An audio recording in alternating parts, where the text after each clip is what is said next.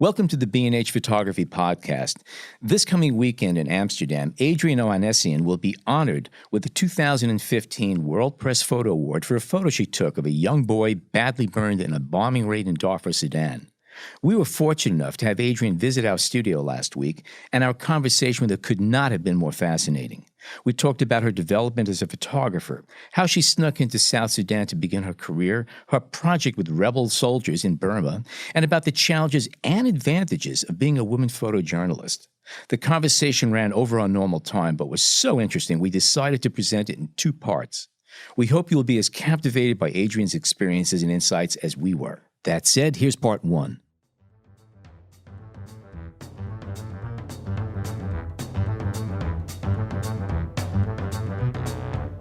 You're listening to the B&H Photography Podcast. For over 40 years, B&H has been the professional source for photography, video, audio, and more. For your favorite gear, news, and reviews, visit us at bnh.com or download the B&H app to your iPhone or Android device. Now here's your host, Alan Weitz. Greetings and welcome to the B&H Photography Podcast. Before we begin, your feedback is really important to us. Reach out to us on Twitter at BHPhotoVideo with the hashtag BHPhotoPodcast. On today's episode, we're going to be speaking with photojournalist and recent World Press Photo Award winner, Adriane Ohanesian. Adriane is in town briefly before heading back to East Africa, where she's based. Last year, she was one of the very few foreigners to venture into war-torn Darfur, and her work in South Sudan has chronicled the beginning of a new nation and its descent into civil war. Her work also touches upon subjects of maternal and child health and the life of women refugees and soldiers. Today, I'm also joined by my colleague at B&H, writer and photographer Jill Waterman, and our producer John Harris. Welcome, Adriane, and thank you for joining us, Jill. Adriane, first question. What drew you to Sudan? Well, I think what really drew me there was the Sudanese people. And at that time, where I worked in Eastern Sudan and then in South Sudan, there weren't any wars where I was photographing at the time. So originally, I had a best friend, also from northern New York, who went to the American University in Cairo. Okay. And I had visited her there, and we had met Sudanese in Cairo, who welcomed us down to Khartoum. And I ended up traveling there. I was young. I wanted to see what it was like. And that's where I first met Sudanese, learned about the culture. They're the most hospitable people I've ever met. So when I did finish school and studied photojournalism, that was the natural place to go back because I knew the people. I enjoyed being there. Oh, so in school, your introduction to the country and the people was when you were still in school, you were still learning photography. Yeah, it was before I even went to photography school. Okay. All right. So you have a history there then. All right. Okay. Yeah, I studied cultural anthropology and nonviolent conflict resolution in Colorado. And then afterwards, I went to school for photography. And did you have a sense that you wanted to get into photography when you were studying that, or that was not even on the radar? Towards the end of university, I studied abroad in Indonesia. And as part of my thesis there, because I was studying anthropology, I ended up incorporating photographs into my thesis. And those photographs were actually what I used to apply to photography school after I finished. So I did a year ICP, after. or where did you go to school? At ICP. Okay. Yeah. Adriane, how did those majors that you studied in undergraduate school, what kind of platform did they provide for you to jump into photography? Well, at the time when I was studying anthropology, a lot of what people had told me was, well, what are you going to use this for? I mean, it's a wonderful thing. You get to explore people's lives and really pay attention to the details of what is important to people. That's a lot about what anthropology is for me, how people give things meaning. And so I think it has actually become very useful to me. Over time, just all those important details of people's lives is what's important to them. And if you can recognize that, I think with photography, it's not just about approaching people and stealing their photos. It's about having a relationship with those people. And the fastest way to do that is to observe and try to understand who people are. So I think absolutely it's helped. When you're photographing in those situations, are you looking at the details? Is that something that you gravitate to photographically? I think photographically, but above that, just as a person, how do you shake hands? How do you give someone a hug? How do you serve tea? When you do serve tea, how do you do that? Is the sugar separate? Do you use the same spoon in the sugar dish as you do in the tea? These are all important things. Is there a question about that? I never thought about that particular, the spoon and the tea and the sugar. Oh, I have an answer actually. Well, like some cultures after, like the Ethiopians, for example, and sometimes in Sudan, they'll put some sugar water, and so you can actually dip the spoon in the sugar water before you mix it in your coffee or your tea. So there you go. Yes, you lives, you learns. Okay, that's good. Something I'm curious about. You take classes, and a lot of this is theory, and it's being taught in a classroom environment, and then you go to the other side of the planet to totally different realities. How applicable were the lessons you had in school there when you're in real life, real situation, and there's a conflict going on, and people are dying, and it is dangerous, and you're right in the middle of it. Did you fly by your guts at that point, or are you going back over your notes from class? Excuse me 1 second. Let me check out. I don't think it ever hurts to go back over your notes. But I think there's different parts of that. Part of it is I'm an outsider. And it's been something that I get a lot of questions about. But then I also struggle with, I get these questions of, are you a human or are you a photographer? Which one are you first? And these settings, violent or not violent, are so complicated. And I know these areas well. I've been working there for over 5 years. But it's never a simple conflict. And really, at the heart of it, this conflict isn't about me. I'm observing something. And that doesn't necessarily mean that I can't step in, but it often means that I'm not in a position to control things. And I think a lot of photographers, when they speak, they sound bitter about the situations. But I also think that comes out of really understanding that you don't have control over these things. I'd like to be able to step in some situations, but first of all, that might make the situation worse for other people. That would endanger myself. That would endanger other people who are with me, local or international. At that point, you're no longer documenting. You are participating at that point, too. You are participating. And the thing is, there is a lot of participation. But when a scene gets violent and it's not about you, there's very little that you can control in that setting. And also in a lot of these places, it sounds really horrific, but neither of the groups who are fighting want to be responsible or have anything to do with the death of a journalist or an international person in their area. That's not helpful to anyone. In these situations where I'm photographing, I'm talking about conflicts in South Sudan and Sudan. In Somalia, for example, that would be a very different situation because you are actually a target as a foreigner, especially as a white woman. And so you're not always neutral. But in a lot of these situations where it has been violent, I'm really not part of it. We recently had Vincent Lavray on as a guest on a totally different subject, but he started off in journalism also, and he went off on an assignment and had a gun put in his head. And he said, I'm not putting myself in that situation again. It was a real reality check for him. How do you handle that kind of stuff? I don't know if you've actually had a weapon aimed at you, but you've certainly been around flying bullets. I have had a gun aimed at me. It was unfortunate. But again, it was one of those things that related directly to the setting and what was happening. At the time, it was 2012. I was covering the oil fields in Heglig in Sudan. The South Sudanese had invaded these oil fields. And we had been covering this war. They occupied territory for about 10 days in Sudan. And we had been traveling back and forth from South Sudan across the border into Sudan. And everything had been fine the first couple of times we had been up there, we had permission from the military to be there. We had a military escort. And on that day, the South Sudanese military was not doing very well. They're being pushed back. They're having a bad day.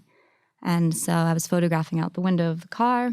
A vehicle came up, stopped us, rushed over the car, saw that I had cameras, gun to my head. Luckily, I think they were just after the cameras. And yeah, ripped the cameras off of me. Was there anything about being a female photographer in that situation that you felt changed the dynamics? That was going to be my next that might question, have been, too, yeah. Had you been a male photographer, whether it was... Well, there were two of us in the front of the car. Mm-hmm. One was a male photographer and one was myself. Mm-hmm. I had two cameras around my neck, and they had seen two cameras photographing them. He dropped his camera to the floor, but both of my cameras were ripped off me because that's just what they were after. Right. In that situation, it was the cameras. Right.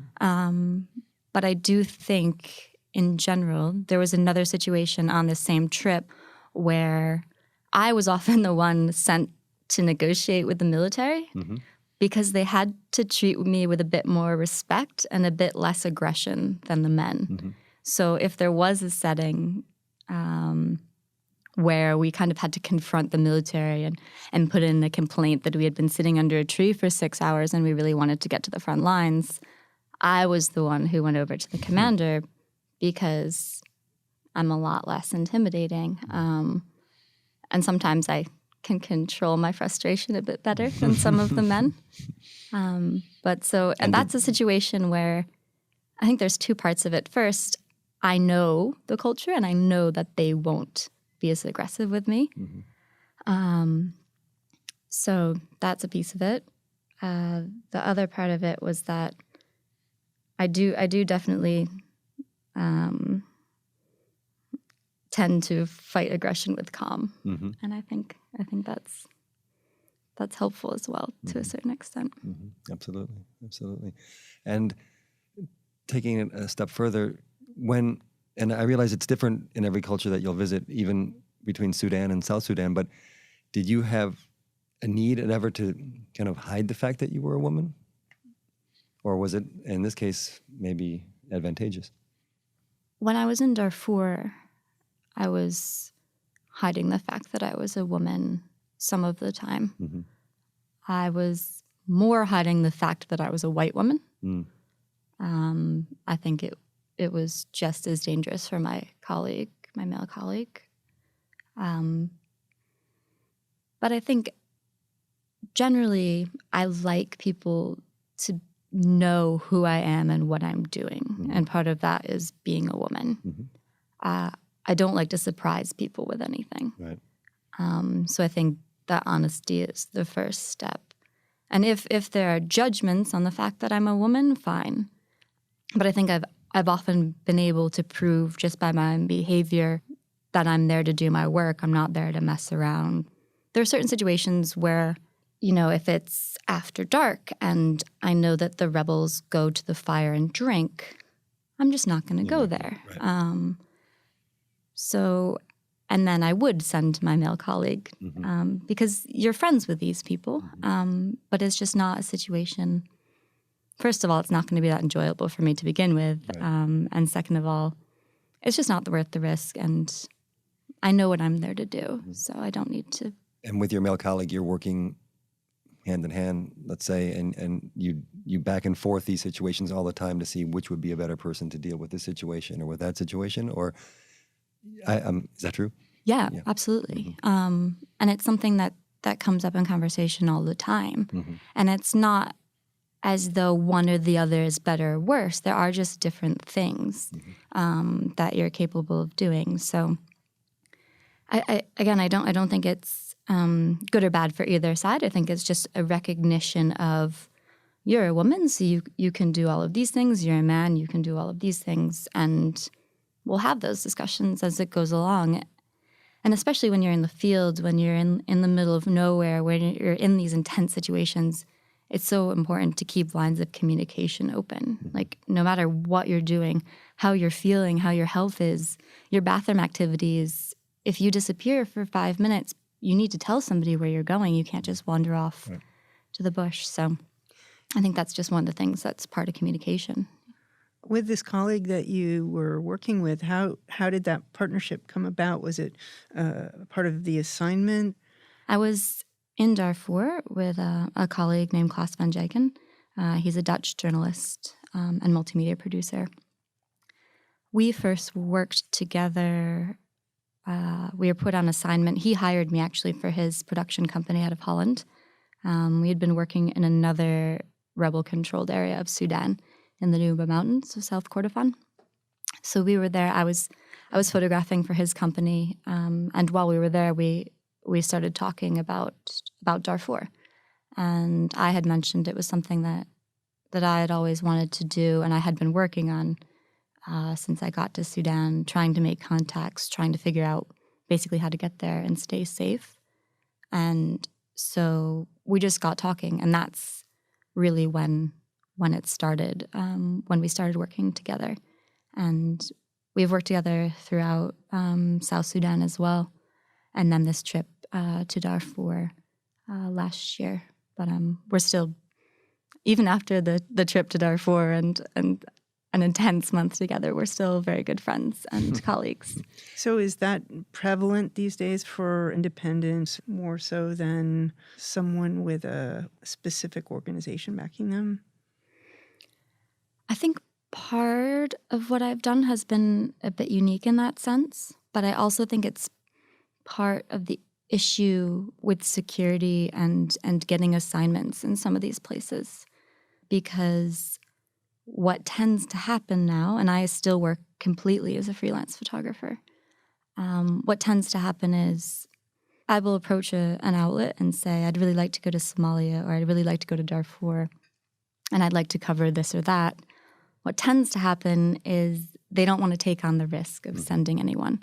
So they will say, which is slightly annoying, Sure, go they'll ahead. say, that sounds wonderful, great story. Send us an email when you're back and show us the material that you got. Which, sure, it's great to get recognition that you're onto a good story. You're shooting on spec at that point. That's really what they're asking you to do. Absolutely. Yeah. And that's extremely frustrating. So the work in Darfur, I approached everyone about and basically more or less got that response. It was also hard to pitch that story because we didn't really know what we were going to get. And not only did we not know what we would get, we didn't know if we could make it there. And every step we had to analyze whether or not it was safe. So it's a difficult process as a freelancer. And you were provided security by one of the rebel organizations in Darfur at that point? And which one is that?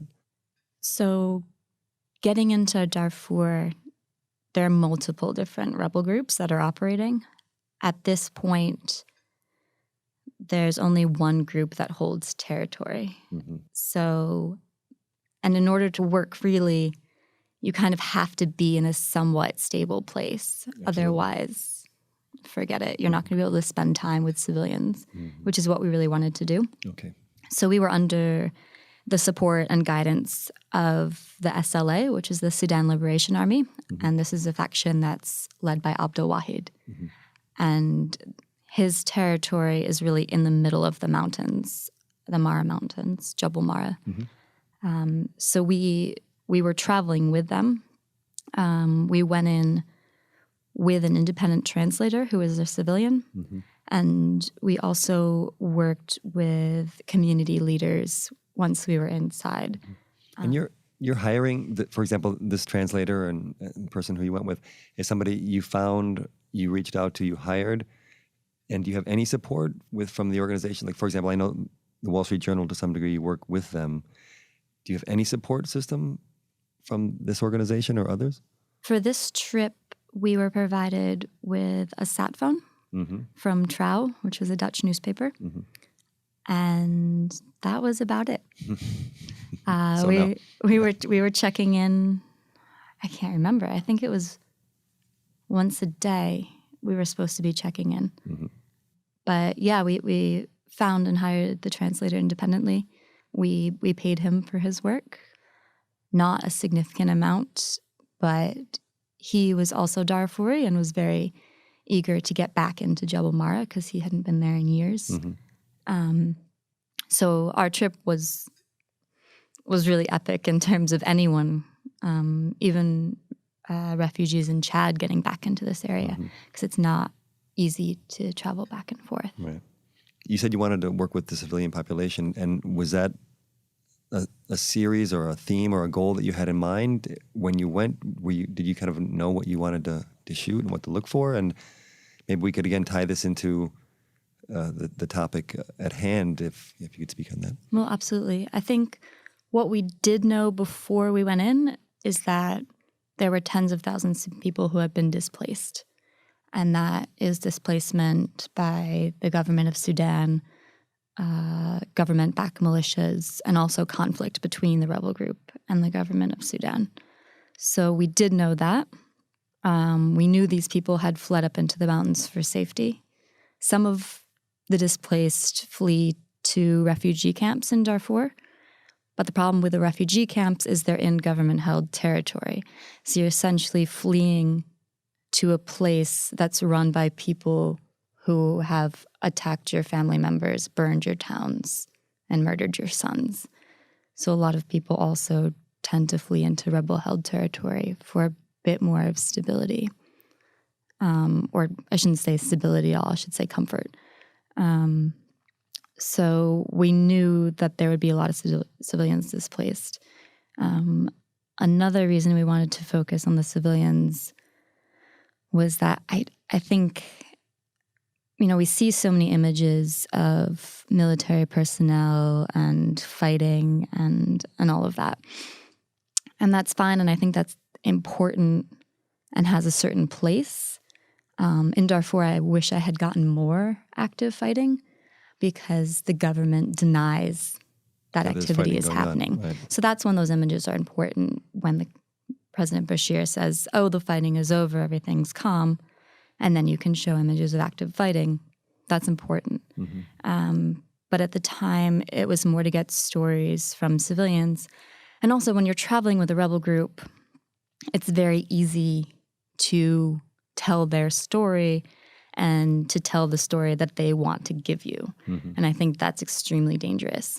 So by kind of separating ourselves from the rebels once we were inside, it gives the story a bit more legitimacy. And those are the people who are affected. And also it leaves space for those people to criticize the rebel group you're traveling with, which is completely reasonable. And doesn't that, though, in a sense, put more of a focus and maybe more of a danger on you if let's say, for example, you're brought in with the agreement of a rebel organization and you say, well, I'm not interested in your struggle right now. I want to look at the people who are suffering in between these groups. All of a sudden, you're denying their story to some degree to focus on another story. And they're going to say, well, wait a second, what are you up to? And again, you may be putting yourself in a riskier situation, no? It can be. It can be, absolutely.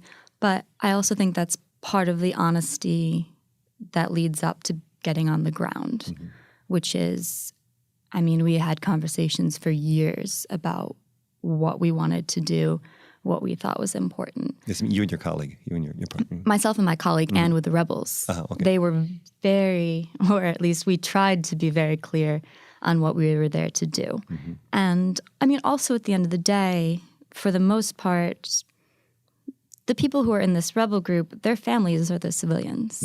So they are actually there to defend their families. But not necessarily. And it is often difficult to really explain to people what a journalist's role is in some of these areas, because people often don't understand that. Had we been extremely critical of the group that we were traveling with, that probably would be an issue. But I think at that point, because this group was the only way to access this territory and the only way to access the civilians, it's better just to leave that untouched.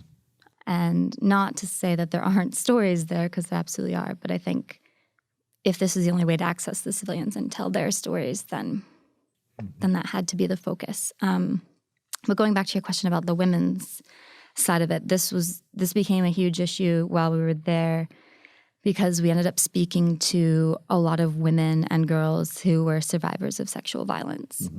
And this was interesting because there had been some reports of this happening in Darfur. And one of the things we were told or cautioned about before we got there was that, oh, you're going to have a really hard time finding these women. They're not going to be forthcoming with their experiences. If they are, they're not going to want to go on camera or be recorded. And just found the complete opposite. And again, I don't think it's for better or for worse, but the women who we did meet did want to tell their stories and did want to go on camera and did want to be seen. And I've actually had arguments with people coming back to the States about that, saying, oh, we should blur these women's faces because maybe they don't want to be shown. And I was actually adamant about showing their faces because, believe me, I had extensive conversations with these women about what we were doing, what the material would be used for, where they could be seen.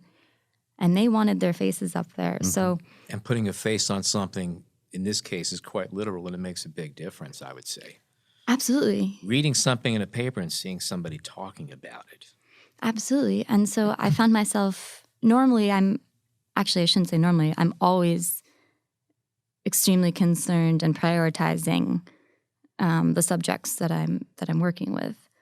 And in this case, I was actually fighting to have these women be shown because that is what they wanted. So I'm assuming the arguments you had were with people in the media in the U.S., and that sort of begs the question, is there a way within your work to get some sort of verbal agreement from the subjects that would sort of supersede this disagreement with the editors? Yeah, absolutely. I think that's the most important thing is, and often a difficult thing in these places where they don't have access to any form of media outlet. No phone networks, no internet. Right. I mean, there's no electricity. So explaining to someone what their image will be used for, I can do the best that I can, but to get a true understanding is difficult. And sometimes it's difficult to even know if that's understood. You're talking about the women were actually very agreeable and wanted to get their stories out to you. Do you think it had to do with the fact that you were a woman?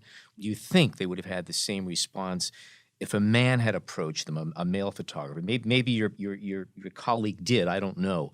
But do you think that they felt safer with you? To a certain extent, possibly. Even if they feel just as comfortable around a man as a woman, I often ask men to leave the room, especially when I'm taking photographs. Because honestly, you just never know how people are going to feel. And sometimes maybe they don't even know how they're going to feel. So I think it never hurts to try both. But I like being alone with people, regardless of who they are, what their experience is. I think there's something powerful about that. I think there's more of a relationship when you're the only two in the room.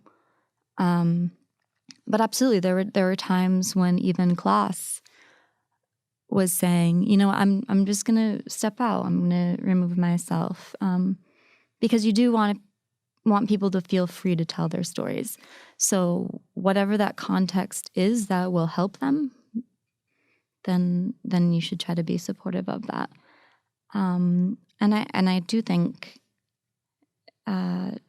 having women show me wounds on their body or something like that, I don't know if they would have been comfortable doing that in front of men. The topic here is women in photojournalism, and there's a lot of talk about, and a lot of justified that, women do have quite often or a lot more to fight through to get where they want to go compared to a guy. But at the same time, there are certain things that you can do. You could take advantage of these attributes or skills, whatever, and make it work for you that way. And I think that's something that anybody who's looking at this subject has to say, okay, here's what I have. I have these talents. I have these tools. I have a personality. I have a certain way of going and breaking down walls and connecting with people. And I don't think it matters too much whether you're male or female. If you feel confident about yourself and you know what you're doing and you have a purpose and a goal, you can crash through a lot of those walls. Is that fair to say? Yeah, absolutely. I just think it comes down to who you are.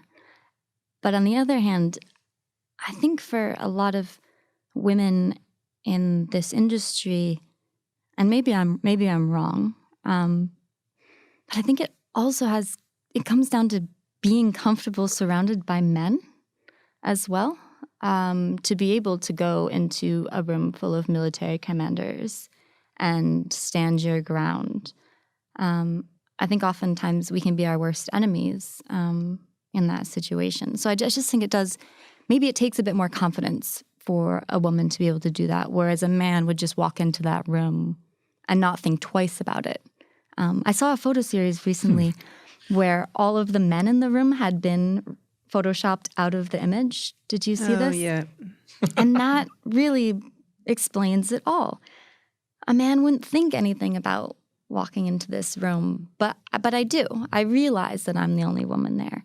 And sure, sometimes that can work to my advantage. Sometimes it can work to my disadvantage. I think maybe women do have to try harder to be tough. Maybe that's not naturally our thing. Do you think it was a learned skill? I mean, can you look back earlier in your career to see a situation where you felt intimidated and you backed down, where now with experience and time, that's not an issue? Oh, yeah. You didn't hesitate on that at all. Well, I mean, without a doubt. It's Without the a same doubt. for me. I think we can all say the same. I mean, I don't think men in a room full of military fighters, I don't think there's too many, without experience anyway, there's too many people that wouldn't be intimidated. But that's the thing. I also just think it's experience. Yeah. And it goes back to confidence. Mm-hmm.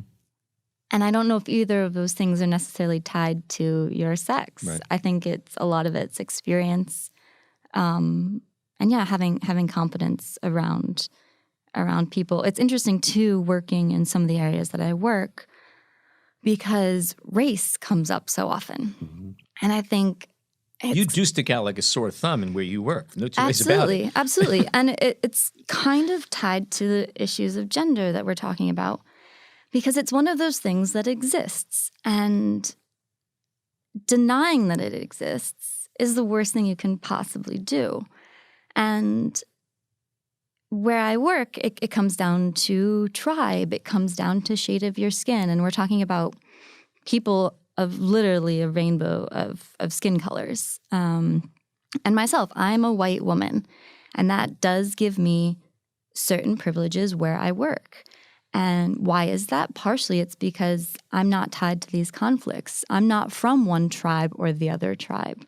I'm not Kenyan. I wouldn't be mistaken for being one of those tribes. So race, not just black and white, but race in terms of tribe in Africa is so significant. And it's always something that's discussed because so much conflict surrounds your tribe or your ethnicity or your race. So I think it's really just being about honest about who you are and the significance that has, and also being honest about the disadvantages that gives you. And just to have an open conversation about that is extremely important. Okay.